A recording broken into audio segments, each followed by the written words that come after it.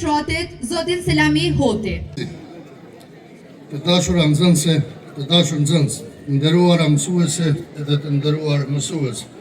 Nderuari drejtor zotëri Rezart Veseli, stafi udhëheqës i shkollës, të dashur prindër veteran të arsimit, familjar të dëshmorëve dhe martirëve të Krushës, qytetarë të Krushës së Madhe, nderuar kryetari i komunës së Rahovecit zot Ismail Latifi, nderuar drejtori i arsimit në komunën e Rahovecit profesor Muhamet Morina, të nderuar ju staf ministror, nga do që jeni ardhur drejtor të dashur nga gjitha shkollat, të gjithë ju që sot jeni me ne në këtë ditë, në këtë fest të veçantë. 100 vjet dritë, dije dhe krenari. Mirë se keni ardhur. Sot nuk është vetëm një përvjetor festiv, por sot përulemi para një shekulli drite, para 100 viteve të shkollës fillore Bajramçurri, vatër që nuk lindi vetëm nxënës, por lindi vetdije kombëtare, qëndres, lindi dhe liri. Kjo shkollë nuk u ndërtua vetëm me tulla, por u ndërtua me sakrificë, me abetare të pakta, të fshehura e të përgjakura, me mësues të përndjekur, me fëmijë që mësonin shqip nën frikën e pushtuesit, me gjakun e atyve që besuan se kombi jeton vetëm atëherë kur jeton gjuha e tij. Në këtë shekull, shumë regjime kaluan mbi këtë tokë.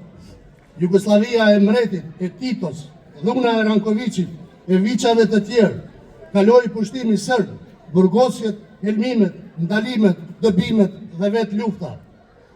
Por një gjë nuk u përkul kurrë, mësuesi shqiptar, sepse armiku e dinte një të vërtet, nëse bie shkolla shqipe, bie kombi. Prandaj u goditën mësuesit, prandaj u përgjakën bankat e shkollës, prandaj u ndoqën intelektualët, prandaj u ndoqën librat. Por ata harroan një gjë, se alfabeti ynë ishte shkruar shumë më herët, me sakrificë, dhe se çdo gërm e Shqipës ruhej nga zemrat dhe në zemrat e popullit.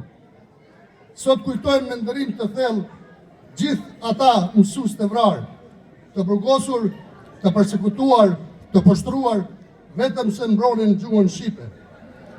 Kujtojmë mësuesit adetar që u bën zëri i kombit në kohët më të errta. Kujtojmë arsimtarët që ditën mbanin ditari në dorë e natën strehoheshin maleve me idealin e lirisë. Dhe kur erdhi ora e madhe e historisë, shumë prej tyre nuk mbetën vetëm mësues. Ata u bën edhe ushtar të ushtrisë shlirimtare të Kosovës. U bën shlirimtar, u bën dëshmor. Pra Krusha e Madhe nuk ishte vetëm një fshat i sakrificës, por ishte akademi e qëndresës shqiptare. U mësua se buka ndahet me mikun, ndërsa plumbi i jepet armikut. U mësua se në këtë tokë nëna shqiptare rrit bi për dije dhe për adhe, se në këtë tokë shkolla ishte tempull kombëtar.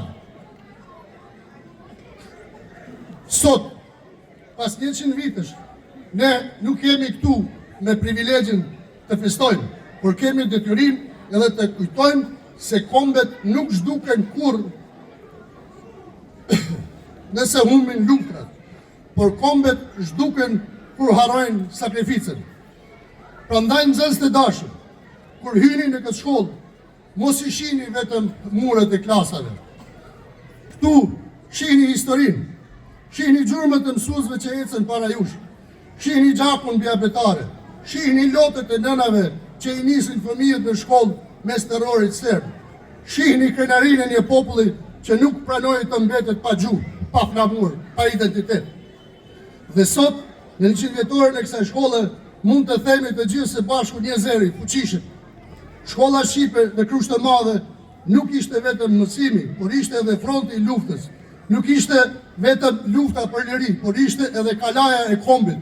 Ishte zemra e Shqipërisë etnike në kohët më të vështira. Andaj të dashur nxënës, mbani mend se shkolla nuk është vetëm një objekt, por është gjaku që rrjedh ndër venat e kombit, është betim, është flamur që nuk ul kurrë, është qëndres, është adhe. Nxënës të dashur, paqi shumë suksese në rrugtimin tuaj dhe në forcimin e juaj. Lavdi të gjithë mësuesve dëshmor, lavdi nxënësve dëshmor, lavdi fëmijëve që u vranë me ëndra në duar, lavdi familjeve që mbrojtën shkollën shqipe kur mbrojej vetë ekzistenca shqiptare, nder familjeve që mbrojtën arsimin shqip, lavdi dëshmorëve të kombit, lavdi Krushës së Madhe Krenare, rroft shkolla shqipe, rroft kombi shqiptar. Ju faleminderit, gëzuar ju në xhaketa.